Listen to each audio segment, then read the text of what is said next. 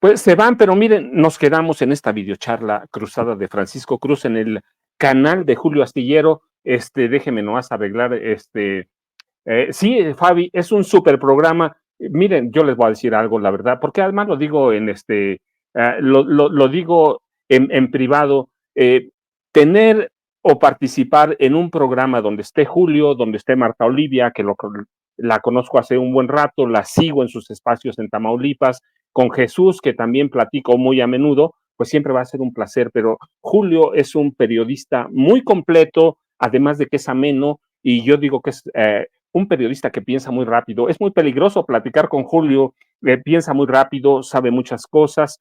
Y este programa, Fabi, sí tiene razón, y yo les agradezco que no se vayan, que se queden conmigo, y lo que siempre les digo, recuerden, Rosalinda Peñaflor, muchísimas gracias, de veras, un abrazote hasta Agua Prieta, Sonora, un abrazote fraterno, Rosalinda. Así que sigamos. Marisol Sánchez también, muchas gracias.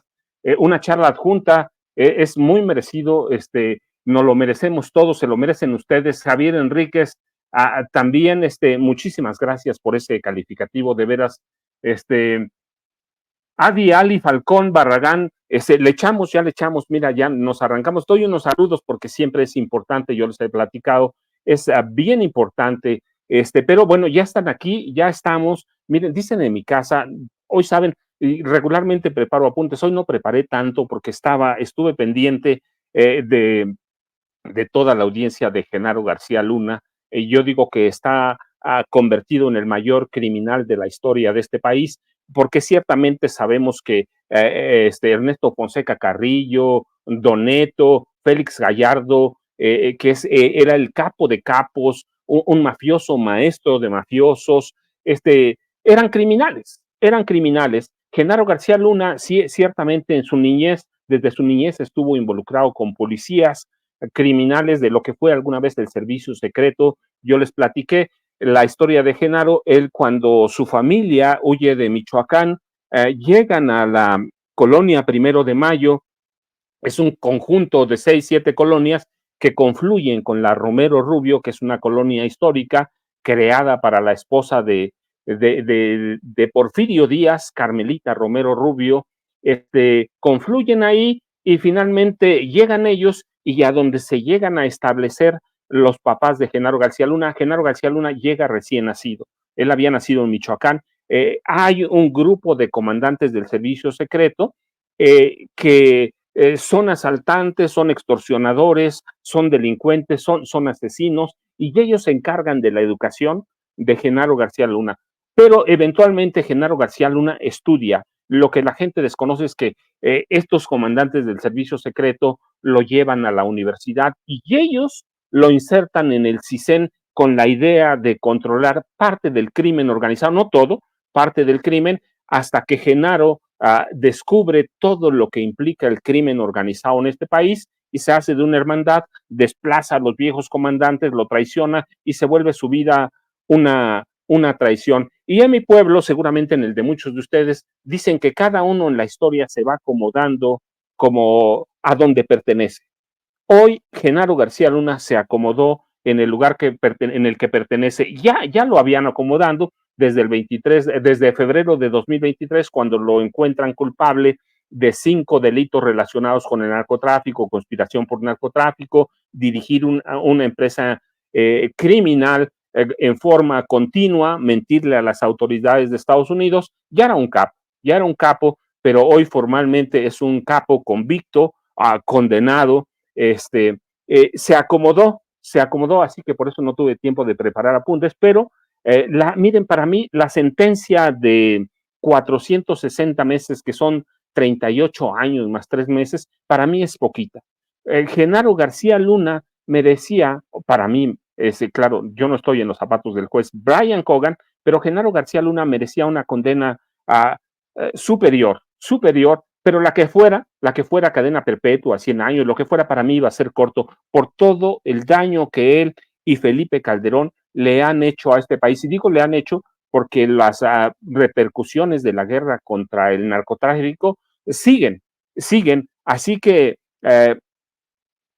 el juez Brian Cogan coloca hoy al mexicano Genaro García Luna en la historia, en el lugar que va a ocupar en el futuro, lo coloca al lado y debe colocarlo al lado de Felipe Calderón Hinojosa, como corresponde y como seguramente se va a escribir la historia y se va a empezar a escribir. Genaro García Luna, lo decíamos ayer, no es solo, es un conjunto de personas que le permitieron ser el monstruo que es un monstruo al estilo de Guillermo González Calderón, y que fue el superpolicía de de Carlos Salinas de Gortari, o el superpolicía de José López Portillo, Arturo el Negro Durazo, pero para mí también es un superpolicía, un monstruo, al lado de Carlos Jan González, de Carlos Salinas de Gortari, de Ernesto Cedillo Ponce de León. Es decir, es un monstruo que crea un sistema político y que arrastra una historia del narcotráfico. No es solo Genaro García Luna, y no es solo esta condena por narcotráfico. Para mí, la historia de Genaro García Luna, como se va a escribir en el futuro, va más allá de encabezar una organización del crimen organizado, de crear dos cárteles, la familia michoacana, el cártel Jalisco Nueva Generación. La complicidad de Genaro García Luna, lo que le hace un monstruo, lo que hace un monstruo a Calderón, implica mayores cosas. ¿Qué implica? Robos descarados al presupuesto público, que ahora los vamos a platicar, 3 asesinatos políticos, 2 en el sexenio de Calderón, 1 en el del presidente Vicente Fox Quesada, 72 masacres colectivas, que eso es lo que se documenta en el sexenio de Felipe Calderón Hinojosa, 72 masacres colectivas, robos descarados a la Hacienda Nacional, a 2 montajes mayores, no solo es el de Florence Cassette. ¿Por dónde empezamos? Que así hay que empezar a darle orden a la historia de Genaro García Luna. Así que pongamos orden. En diciembre de 2019, Genaro perdió todo el glamour que tenía. Hoy lo dijo el juez, usted puede venir vestir de traje, pero mona es y mona se queda. Así que no importa cómo vista, la mona se va a quedar así. Dicen en mi pueblo, atendiendo al dicho, que Genaro puede vestir el traje más fino que encuentre en el mercado de modas, pero será siempre un criminal.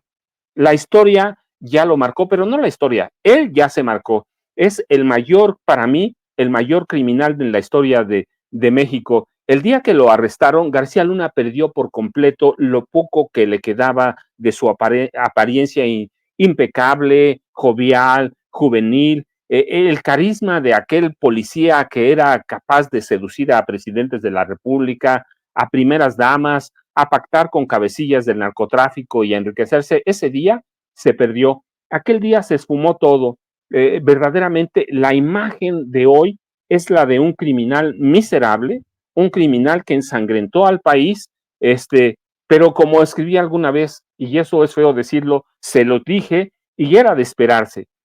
Su línea de flotación fue destruida en diciembre de 2019 cuando la unidad de inteligencia financiera de la Secretaría de Hacienda detalló que solo durante los años 2013, 2017, 2018, el gobierno de Enrique Peña Nieto le entregó y registró pagos con recursos públicos por 2.623 millones de pesos, el equivalente a 139 millones de dólares, además de otras emisiones. Yo recuerdo una de 77 millones de dólares a empresas fantasmas en Panamá, empresas que funcionaban desde 2005, cuando Genaro empezó abiertamente a operar ya sin máscaras. Empezó en 2001, ya sin máscaras, sin todo, pero empezó a triangular recursos Genaro a, a, a, a su familia a través de empresas en Israel, Letonia, Panamá, China, Estados Unidos, Barbados,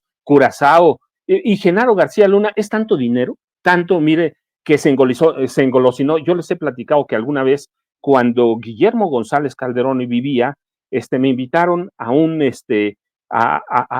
catear una casa en un residencial que se llama San Marcos en Ciudad Juárez, y Guillermo González Calderón y su gente, sus agentes, llegaron con taladros para taladrar el piso, con herramientas para el piso, y yo decía, ¿qué van a hacer? Y solo me dijeron, te vamos a mostrar el piso del comedor. Y era un residencial, ¿eh? Era una mansión, no era una casita del Infonavit, era una mansión. Y cuando empiezan a destapar, a descubrir el piso, estaba lleno de refrigeradores especiales para dinero y estaban bien empaquetaditos los billetes de $100. Así que es tanto el dinero que Genaro García Luna se engolosinó. Esas cantidades, por ejemplo, las que le entregaba el gobierno de Peña Nieto, que fueron $750 millones, lo ha documentado la Unidad de Inteligencia Financiera, no incluían los sobornos que entregaban los cárteles de la droga y que estos fueron los que sirvieron como base para las acusaciones criminales en Estados Unidos. Nada que ver el presidente López Obrador, hombre, estas fueron acusaciones de la Fiscalía Federal en Estados Unidos.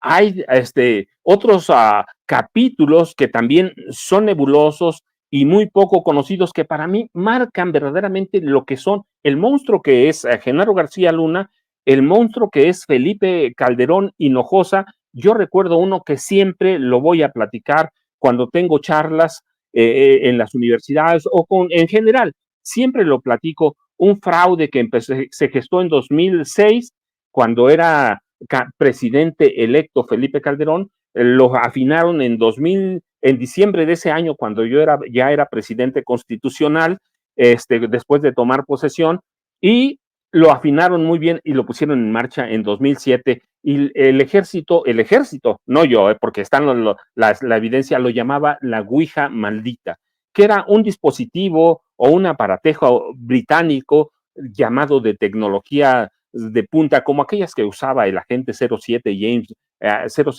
James Bond, y cuyo nombre de compra fue detector molecular de drogas ilegales, explosivos y cuerpos humanos a través de funciones extrasensoriales del cerebro.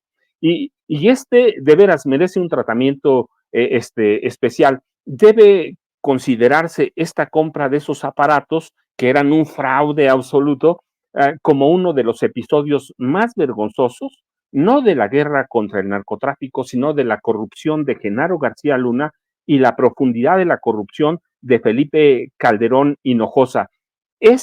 Solo por ese engaño, ese aparatejo, se robaron, porque está documentado, $50 millones. Felipe Calderón y Genaro García Luna, y algunos militares de alto rango. Y yo digo, solo por ese robo, debieron, o robo, estafa, como quieran llamarla, para mí es un robo a las arcas nacionales, $50 millones. ¿Qué era la cuija del diablo, como la llamó el ejército?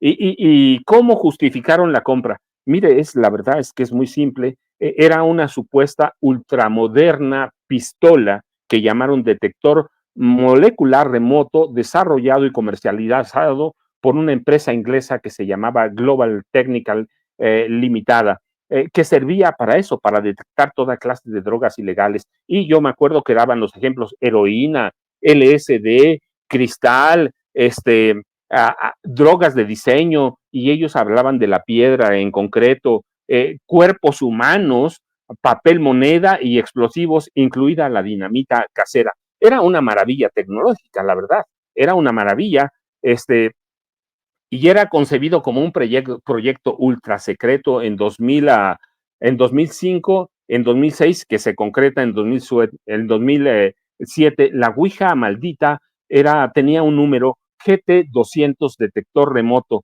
y se volvió una realidad espantosa tras confirmarse la extraña victoria o imposición y fraude electoral para hacer a Felipe Calderón presidente constitucional de los Estados Unidos mexicanos. Pero bueno, esta pistola molecular operaría con ondas cerebrales de los agentes que ordenaran Genaro García Luna, Felipe Calderón Hinojosa, el general secretario, el almirante secretario, pero miren, historia más, historia menos. ¿Qué pasó? Los siguientes meses después de la toma de posesión, esta pareja infernal, y hay que decir, es una pareja infernal, dispuso de $50 millones para comprar esta pistola, que no era otra cosa en diseño, porque ahí además está en internet, uno lo puede encontrar de veras.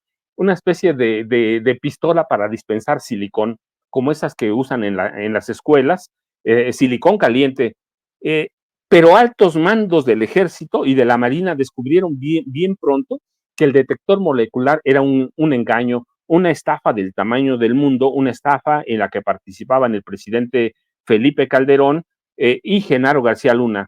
La pistola molecular que funcionaba con las ondas cerebrales estaba hueca por dentro, estaba hueca por dentro. Y entonces yo recuerdo que platiqué con un par de generales y me decían, mira, es que esa pistola iba a funcionar con el poder extrasensorial de Genaro, que era un hombre que creía en esas cosas, y sirvió para encarcelar, porque está documentado, a 10,000 personas.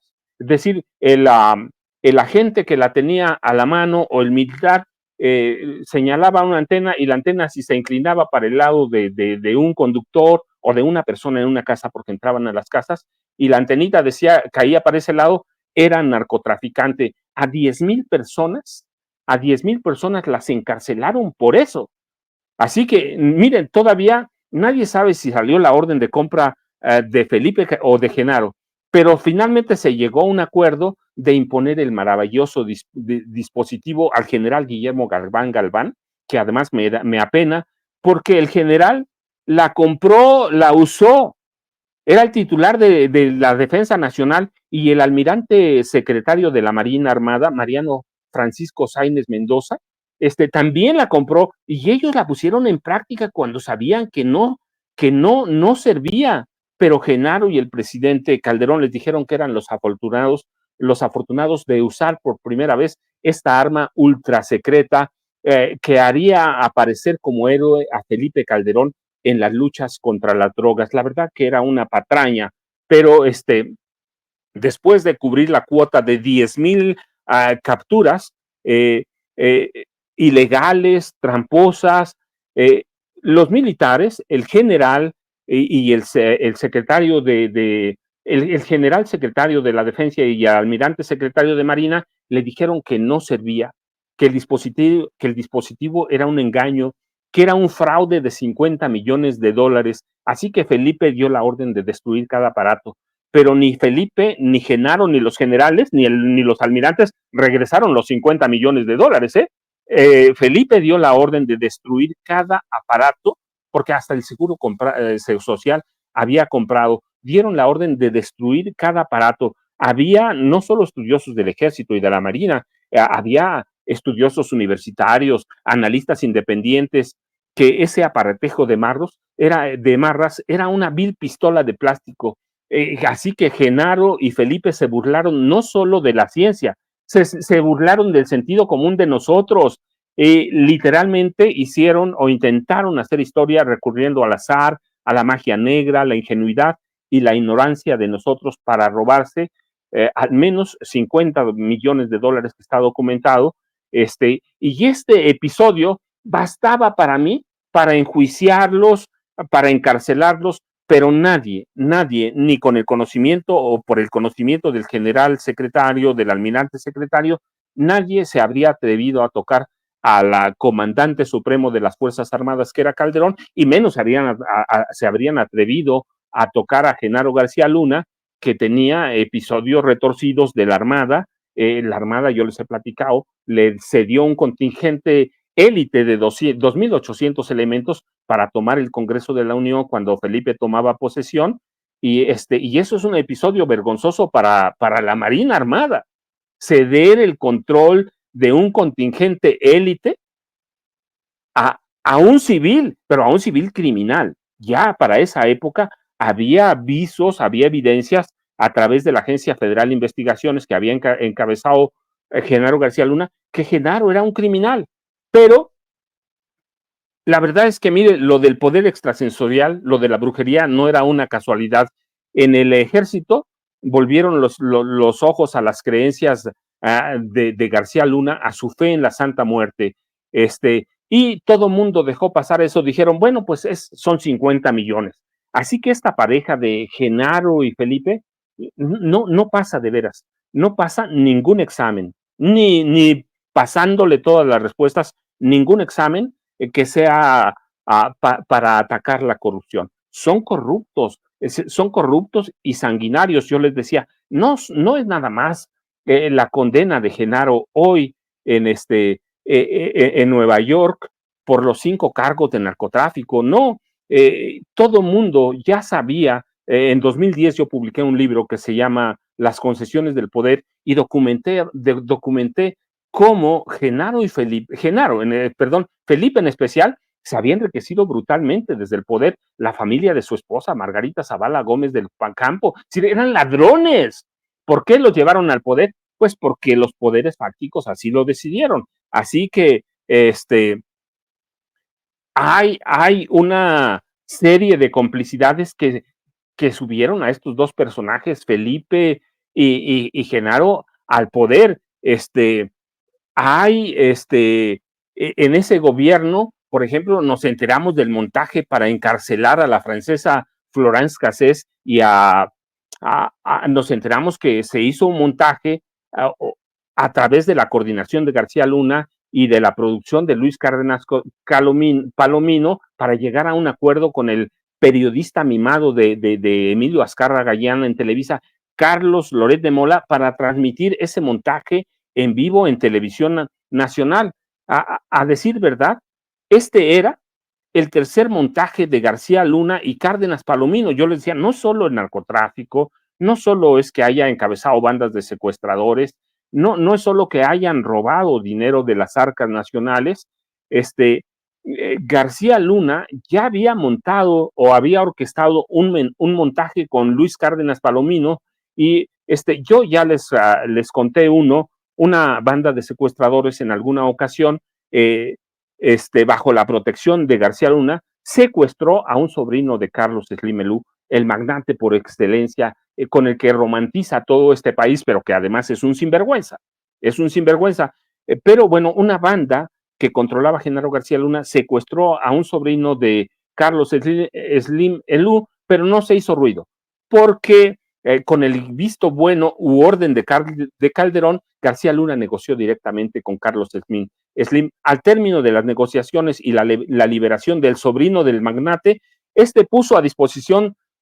magnate puso a disposición de Genaro García Luna toda la plataforma tecnológica de Telmex para que García Luna montara un gran proyecto de inteligencia, contrainteligencia y digo yo, espionaje. ¿Qué negoció Genaro con Carlos Slim Elú? La verdad, nunca lo vamos a saber, pero el otro gran montaje del que nadie casi habla, del que no se menciona, fue el secuestro y la liberación del futbolista y entrenador, que fue una estrella futbolista además, como futbolista y entrenador de fútbol profesional, Rubén Omar Romano. En esa época, 2005, técnico de la máquina celeste, como le llaman, equipo de la primera división del fútbol mexicano, fue secuestrado por una banda de García Luna. Romano y su liberación posterior fueron utilizados para encubrir un crimen político. El atentado que el 21 de septiembre de 2005 costó la vida a Ramón Martín Huerta, secretario de Seguridad Pública en el gobierno del presidente Vicente Fox Quesada.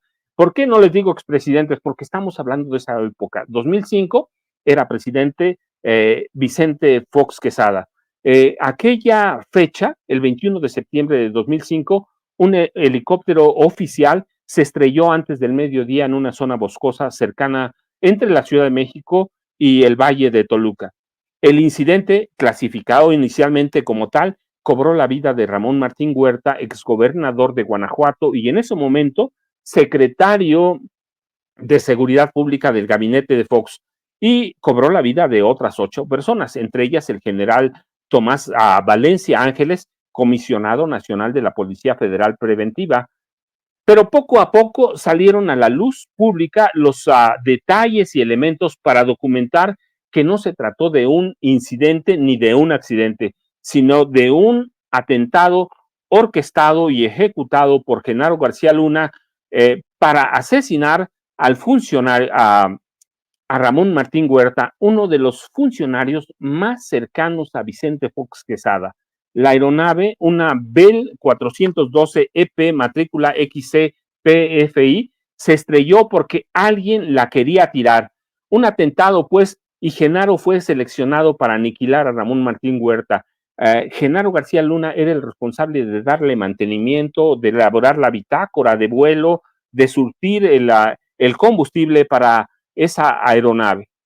Y la aeronave se cayó y finalmente los grandes capos del narcotráfico en este país conocían de este atentado, lo sabían días antes, lo dijeron, lo alertaron, pero nadie les hizo caso. Así que cuando tomó posesión Felipe Calderón Hinojosa como presidente de la República, ya sabía que había evidencias, que había sospechas muy sólidas de que Genaro era un asesino, de que había matado a Ramón Martín Huerta, así que sabía los alcances de Genaro García Luna y así lo reclutó. ¿Por qué lo reclutó? ¿Por qué lo reclutó? Pues justamente por eso, porque era un asesino. Pero bueno, miren, horas después de aquel atentado que le costó la vida a Ramón Martín Huerta, Genaro dio la orden de liberar a Rubén Omar Romano y ordenó usar a sus amigos de Canal 13, su cercanía con Ricardo Benjamín Salinas Pliego, se llama, que tenía una relación desde entonces muy cercana con Luis Cárdenas Palomino, y le entregaron toda la información a Canal 13, se la entregaron especialmente, porque así fue la orden, a Javier Alatorre, que es el periodista consentido desde hace mucho tiempo de de Ricardo Benjamín Salinas Pliego.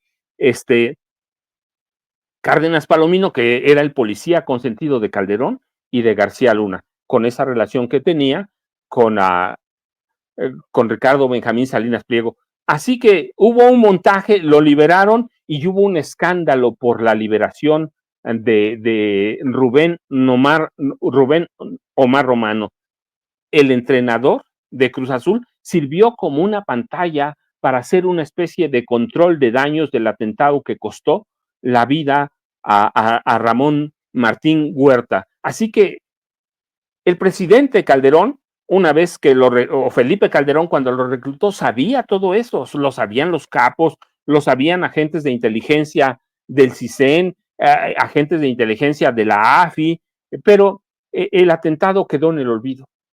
El atentado que costó la vida a Ramón Martín Huerta, que se tapó con el montaje de la liberación de Rubén Omar Romano, ¿ve? Es otro montaje, así que tenemos montajes al por mayor. Nunca nos enteramos porque, bueno, la prensa, la vieja prensa, la prensa corporativa, ocultaba todo esto, ocultó, pero el atentado quedó en el olvido hasta que las ondas expansivas del desplome de un Learjet 45 en Paseo de la Reforma de la Ciudad de México, atravesaron el túnel del tiempo. Todo mundo, cuando cayó aquel Learjet, se acordó o recordó la muerte de Ramón Martín Huerta.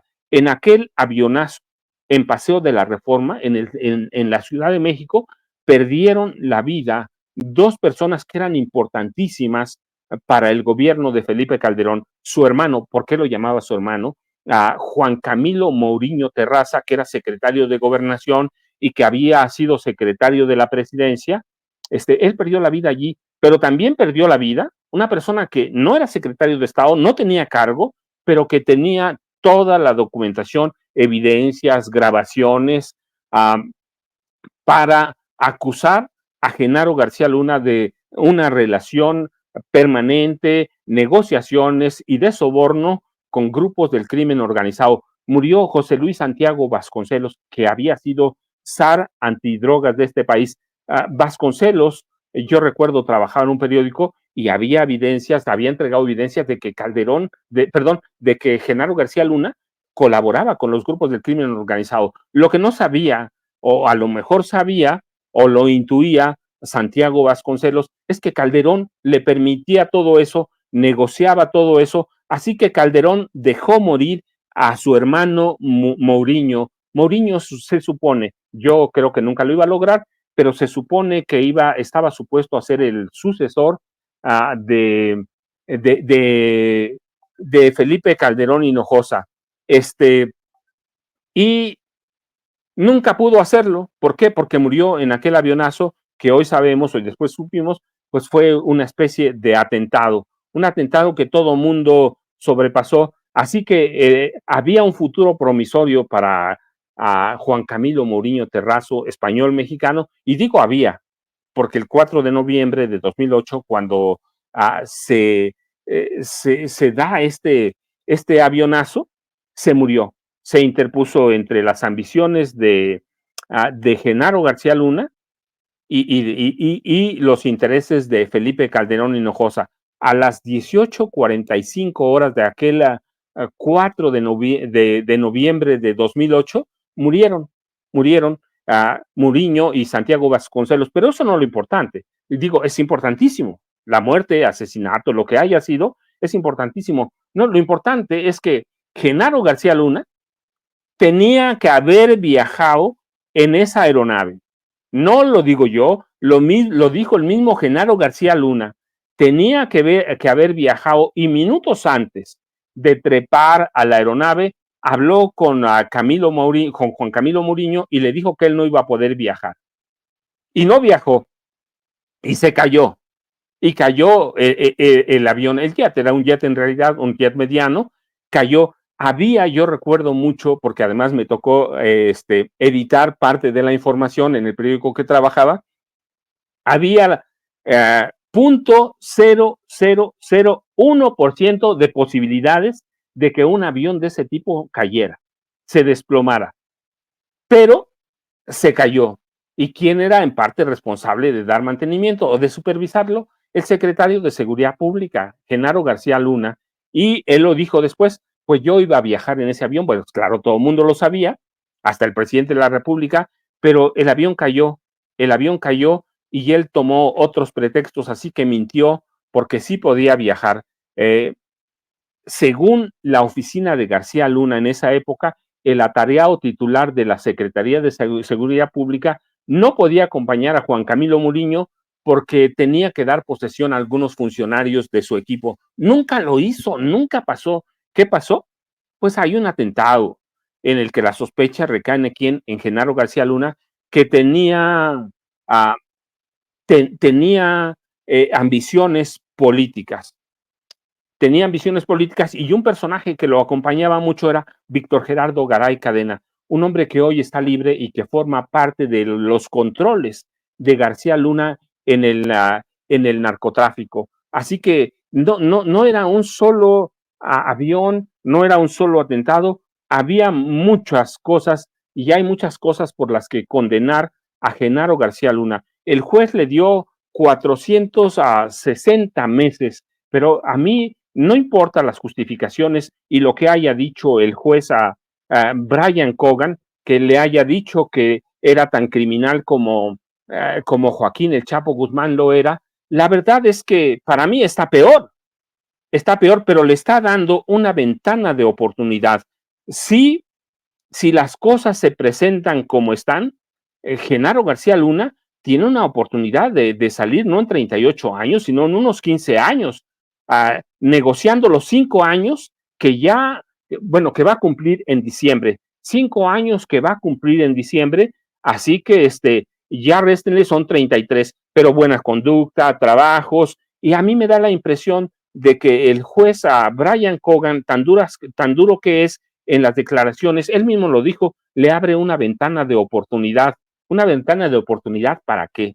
¿Para salir vivo de la cárcel? No, yo lo que sostengo es de acuerdo con lo que hemos venido platicando desde diciembre de 2019, que tendrían que encontrarle una salida para no dejar a Genaro García Luna expuesto a las mafias que controló él en este país. Y no hablo de las mafias del cártel de Sinaloa, el cártel Jalisco Nueva Generación, la familia michoacana, no, hablo de las mafias que controlan a los expresidentes Felipe Calderón Hinojosa, Enrique Peña Nieto, Vicente Fox Quesada, Ernesto Zedillo Ponce de León y Carlos Salinas de Gortari. En algún momento lo dije, ¿por qué Genaro García Luna no habla? Cuando me hacían la pregunta siempre les decía, no va a hablar a menos que haya un buen acuerdo, un acuerdo a donde no le hagan aparecer como un delator. ¿Por qué? porque tiene las experiencias y lo hemos platicado en otras ocasiones. En su momento, el gobierno de Carlos Salinas de Gortari intentó controlar el narcotráfico, el crimen organizado en este país, como lo hizo Felipe Calderón. ¿A través de quién? De su superpolicía, Guillermo González Calderoni, un hombre de Tamaulipas que tenía mucho contacto con el cártel del Golfo. Y eso hicieron, y solo pudieron controlar al cártel del Golfo y al cártel de Juárez. Ellos impusieron a Amado Carrillo Fuentes como cabecilla del cártel de Juárez. Lo impusieron con el apoyo de la DEA, claramente, porque además lo documenté en su momento, lo escribí en su momento, escribí que la DEA facilitó helicópteros, armas, hombres, para que Guillermo González Calderoni ejecutara un plan a través del río Bravo, del lado de Estados Unidos, o el río Grande, como le llaman ellos, el río Bravo para nosotros, para ejecutar al que era en ese momento el líder del cártel de Juárez, Pablo Acosta Villarreal. Y finalmente no pueden, ni Salinas, con todo el poder que tenía, todo el poder político, económico, el poder de los oligarcas, no puede controlar al crimen organizado.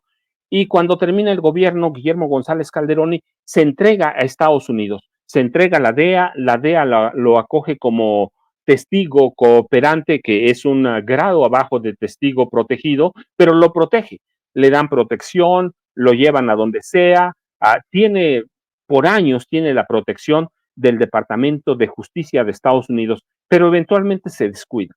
¿Por qué se descuidan? Porque hay corrupción también en los responsables de cuidar a personajes como Guillermo González Calderón y otros mafiosos.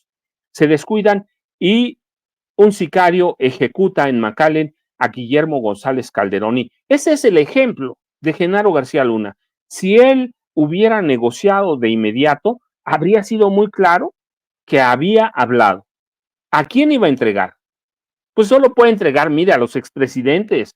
Él conoce cómo la familia de Ernesto Zedillo, la familia política, el papá, su suegro, el papá de su esposa, Nilda Patricia, los hermanos de Nilda Patricia, controlaban al cártel de Colima, controlaban el tráfico de metanfetaminas. Hay evidencias, las tenía el general José de Jesús Gutiérrez Rebollo, tenía las evidencias, grabaciones tenía, de que el presidente Cedillo había recibido una cantidad de millones de parte del Señor de los cielos.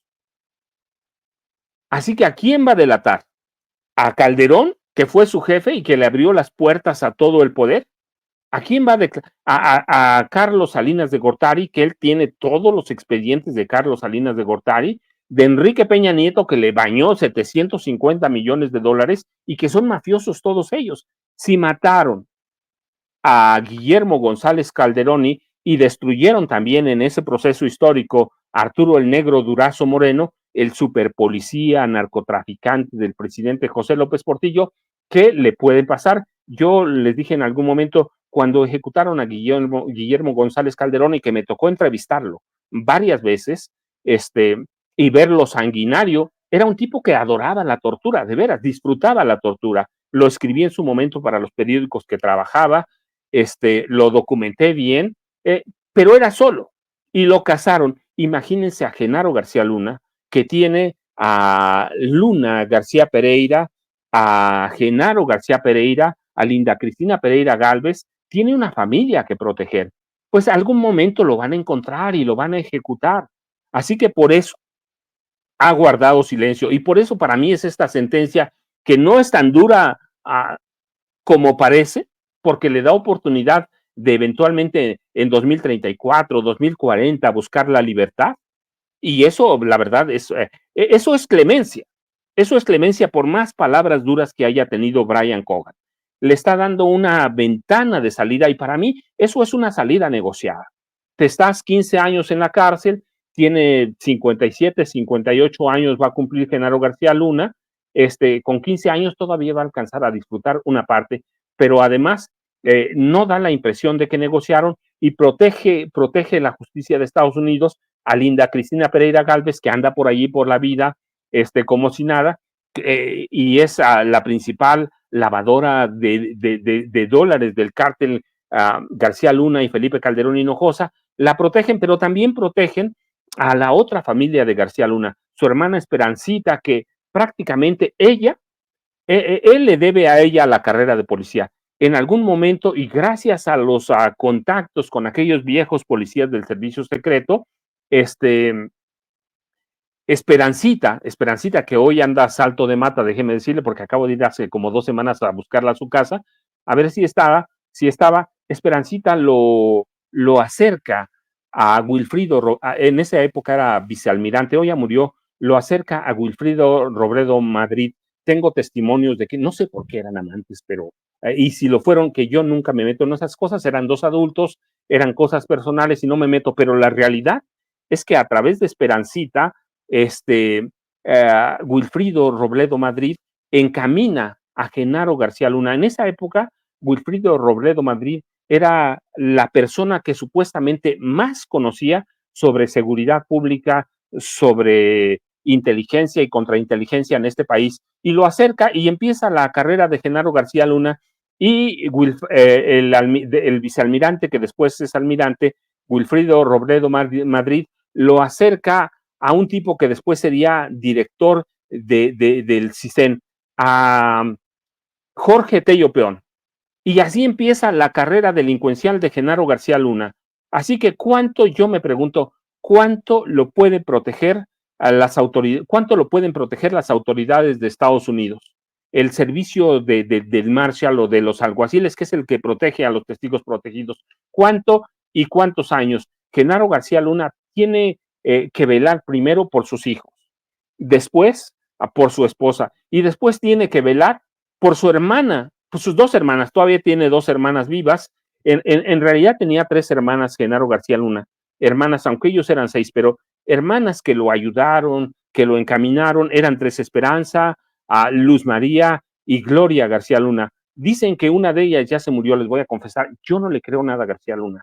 Cuando en 1987 Genaro García Luna da su primer gran golpe, el golpe que lo hace millonario antes de entrar al CISEN, con apoyo de aquellos agentes del servicio secreto, este, una de sus hermanas, Gloria, estaba casada con uno de los cómplices de esa banda que operaba en la casa de Genaro García Luna, ¿eh? Y sigue estando ahí la casa, ya no es la vecindad que era, es una casa. Cuando Genaro García Luna empezó a cobrar poder, cuando Gloria también tuvo ingresos como funcionaria pública, cuando Esperanza tuvo ingresos, compraron esa casa. ¿Quién no se las iba a vender?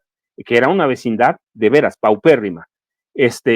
Entonces, cuando después de aquel 87, después del asalto, que cubrió bien el papá de Genaro García Luna, que se llamaba Juan Nicolás García, encubrió bien todo, mandó a Gloria y a su esposo, que lo apodaban el Soldado, los mandó a Michoacán, y la versión es que habían muerto.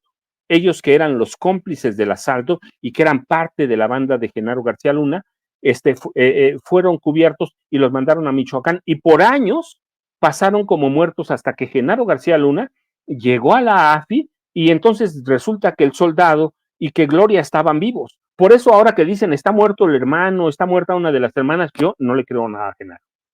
Genaro es un delincuente desde jovencito, desde niño aprendió a delinquir a través de la enseñanza, de la instrucción de esos agentes del servicio secreto. Conocí a dos de ellos ya viejecillos.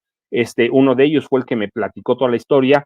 Agentes del CISEN me llevaron a los documentos que se guardaban sobre esos asaltos, que son los que presento y son los que le dan forma a García Luna, el señor de la muerte. Así que yo no creo, y Genaro tiene que cuidar a quién, a su familia, todos los mafiosos de Nueva York, de Italia, de Rusia, de Israel, todos los mafiosos cuidan a su familia. Así que Genaro tiene que cuidar algo, a su familia, a su familia. Por eso para mí, digo, 38 años y 3 meses, la verdad no es nada, para todo lo que merecía. Para mí es para mí es el mayor criminal de este país. Y digo el mayor, ciertamente tenemos al Chapo con una cadena perpetua, más algunos años, tenemos algunos otros, Rafael Caro Quintero, Ernesto Fonseca Carrillo, tenemos grandes criminales en este país, pero eran criminales, ya lo decía el juez, eran criminales. Genaro fue criminal, después se supone que se regeneró, se compuso, fue a la universidad, estudió, es ingeniero mecánico por la UAM, y escaló a las altas esferas del poder y desde allí tenía la obligación de velar por la seguridad de este país. ¿Qué hizo? Se corrompió y se corrompió con Felipe Calderón Hinojosa. Uno era la mano asesina, el otro compraba las armas. Por eso para mí es el mayor criminal de este país, pero al lado de Gustavo Díaz Ordaz, que tenía en Luis Echeverría su mano asesina, al lado de Echeverría, que tenía también su mano asesina. López Mateos tenía a Gustavo Díaz Ordaz como mano asesina. Así que para mí se vuelve uno como ellos, como López Portillo, como Arturo el Negro Durazo Moreno, como Carlos Jan González, como hombres que desde el gobierno han depredado este país, han generado violencia, personajes que hicieron de este país una triste realidad, un país sangriento. No es que Genaro García Luna lo haya hecho, yo les he platicado, Genaro García Luna toma enseñanzas del narco que tenemos en 1925. Hay masacres, les he contado cómo algunos capos 25, 30, 40, 50, los 60 eran tan salvajes como ahora. Lo que pasa es que la prensa no publicaba nada, la prensa los cubría, pero además estaba censurada y autocensurada. ¿Por qué? Porque tenemos una corrupción histórica de periodistas, pero era igual. Sí, pero Genaro lo que hizo vino a denotar con armas, a detonar todo este problema con Genaro, con Calderón siempre como cómplice, a detonar con armas modernas, a detonar una guerra. Él creó, sí, porque eso es de él, las economías de escala del crimen organizado. Es decir, un grupo explota la extorsión de limoneros, de mineros, otro grupo explota otras cosas. Él hace eso, detona las economías de escala del crimen organizado y tenemos al país como está en este momento. Como está en este momento, ¿cuándo se va a acabar? Yo les he dicho, va a pasar mucho tiempo porque tenemos una violencia estructural muy grave, producto de muchos factores, poblaciones en el olvido. No es la pobreza sinónimo de violencia, no. La violencia estructural viene de otras causas, pero ahí la tenemos. Y no va a acabar ahora porque este país tiene un olvido desde 1900, incluso podemos ir a años posteriores a la revolución, pero yo siempre me centro de 46 cuando tenemos presidentes civiles, el primero Miguel Alemán Valdés, y a partir de ahí tenemos una violencia controlada siempre desde Palacio Nacional o desde Los Pinos hasta que llegó el presidente López Obrador. Tuvimos una violencia que controló el ejército, que controló la policía, que controló la Dirección Federal de Seguridad, y acabar con eso va a llevar mucho tiempo, por lo menos, y no vamos a acabar, hay que aclararlo, no se va a acabar porque no se acaba. ¿Por qué? Porque las drogas, que es lo que empezó la plática con Julio Astillero, con Jesús, con Marta Olivia, la droga es un negocio. ¿Para quién es un negocio? En su mayoría, pues claro que para Estados Unidos. La droga es un negocio, es una empresa, y mientras no la veamos de otra forma, no va a acabar. Lo que pueden hacer de Claudia Sheinbaum para adelante es controlar algunos impactos, controlar algunos efectos y tratar de mitigar toda la problemática para que no acabemos en un país de yonkis, en un país de drogadictos, que es gravísimo, de veras, se los digo por experiencia. Así que las drogas es un negocio, hay que tener mucho cuidado y por eso Genaro García Luna no habló de inmediato, pero los 38 años y 3 meses a mí me parece que es una ventana para negociar y una ventana para que no lo ejecuten las mafias mexicanas. ¿Quién lo podría ejecutar? Cualquiera. Los Salinas son unos salvajes, Cedillo es un salvaje, Calderón es un salvaje, Peña, ni se diga, ¿quién lo puede ejecutar?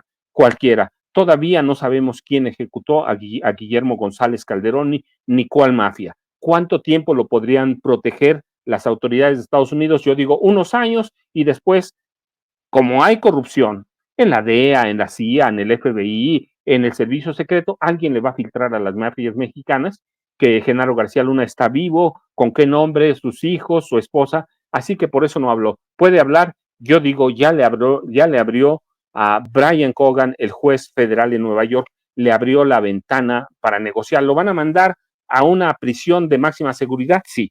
pero le abre una ventana, no le da cadena perpetua, más años, con la gravedad de todos esos delitos que lo condenan. Así que yo, la verdad, sí creo que estoy convencido de que fue una condena negociada, una condena para que Genaro García Luna Genaro García Luna o Linda Cristina Pereira Gálvez y Genaro García Pereira puedan entregar información, no en lo inmediato, en el futuro mediano, al gobierno de Estados Unidos. ¿A quién va a delatar? No lo sé, no lo supe antes. Ahora digo, se los dijimos, estaba previsto que esto iba a pasar, no sabíamos de cuánto la condena, pero Genaro García Luna, a partir de hoy, para mí, es el principal o el mayor criminal en este país, al lado de personajes de Felipe Calderón, Enrique Peña Nieto, todos esos priistas y panistas que conformaron el país que tenemos y que heredamos en 2018. Yo les agradezco que me hayan acompañado y que por favor no se vayan, no se vayan. Ahí está Julio, no sé a qué invitado a tener ahora, pero la verdad es que esta transmisión es histórica, vale la pena, por favor, no se vayan, sigan con Astillero. Yo mañana vamos a tratar otros casos. Genaro García Luna es un hombre, yo tengo, no sé, apuntes para por lo menos otro libro, no sé cuándo va a salir porque nunca pongo tiempos. Para García Luna me tardé 10 años, 10 años. ¿Cuándo va a salir? No sé, pero es un personaje que vale la pena analizar psicológicamente hablando, vale la pena analizar el comportamiento del juez Brian Cogan, de los fiscales federales de Estados Unidos, que sé que no están a gusto con esta condena de 38 años y 3 meses, pero bueno, va a dar para mucho. García Luna es un gran personaje, hay que tratarlo, hay que seguirlo. ¿Por qué? Porque ellos son parte de la raíz de la violencia en este país, aunque no haya nacido con ellos. Ellos endurecieron y agrandaron las raíces de la violencia en este país y eso verdaderamente no se debe pasar porque si no estamos condenados a regresar a lo mismo. Hay que ver a Argentina cómo está, pero de veras yo les agradezco que me hayan acompañado como siempre.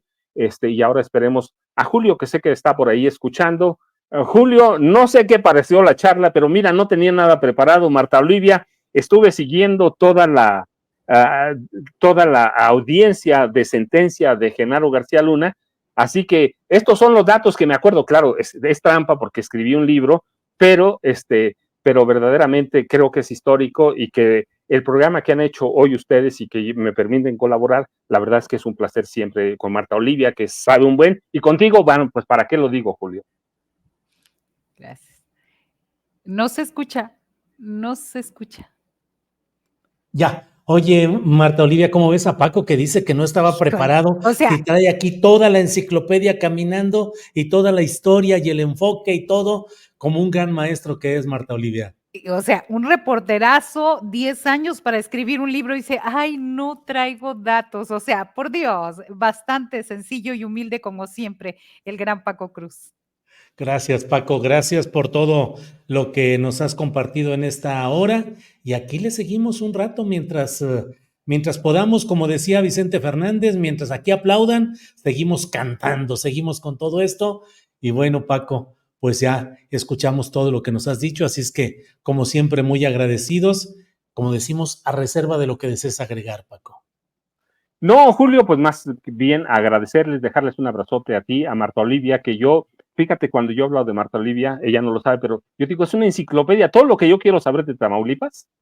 De hecho, alguna vez le dije, tenemos una plática pendiente sobre Tamaulipas, porque es riquísimo, y de ti, pues yo qué puedo decir, yo lo he dicho en público, en privado.